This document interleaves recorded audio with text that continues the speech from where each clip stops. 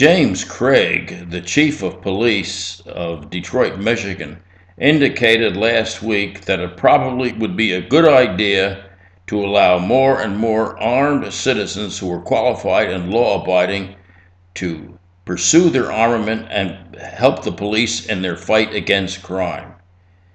He was evidencing a point of view which is becoming more and more prevalent amongst the police, especially the command officers. Just a few months ago, Ron Noble of Interpol indicated that it might be helpful and indeed necessary to allow and to enable law-abiding citizens to be armed in order to fight against terrorists. Now, underpinning this kind of police opinion are surveys conducted each year by the National Association of Chiefs of Police. These surveys are conducted among command officers, that is, chiefs of police and sheriffs in the United States. According to these surveys, which have been conducted for a number of years, command officers generally support the right of law-abiding citizens to obtain guns for legitimate purposes. They even in recent years have indicated that armed citizens can be helpful to the police in their fight against crime, especially violent crime. They even go so far as to say that national recognition for the concept of reciprocal carry, that is, allowing people who have a permit to carry a firearm concealed in one state can carry that firearm concealed in another state, is meeting with general police approval.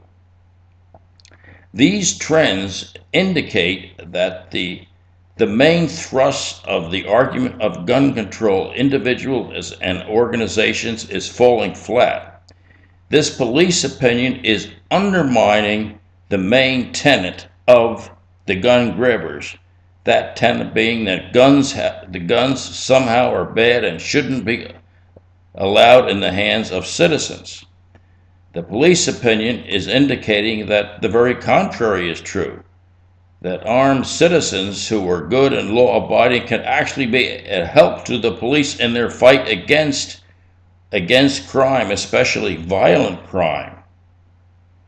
We in the United States are going through a great cultural war right now, determining whether the traditional American concept of government, that is, that government is subservient to the people, is going to prevail, or whether these revolutionaries who attempt to use government to control the people is going to prevail. It is my belief that the traditional American concept, that is, that the people are superior to the government, is going to reassert itself with full force in the months and years ahead. And then more and more there will be more gravitational pull to the opinion that people who are law-abiding should be able to carry guns to defend themselves and perhaps even to help the police to fight against violent criminals in our society. It's time for gun owners and other people who believe in limited government, who believe in the superiority of the people over the government, once again to begin to organize and to challenge the thesis that somehow the government is superior to the people. It is an American contribution to the whole theory and practice of statecraft that the people are superior to the government. Let us reassert that principle. Let us activate that principle in our elections and in our legislative halls and work to make sure that law-abiding citizens have the ability and the means to obtain firearms to be able to defend themselves and their families and their community.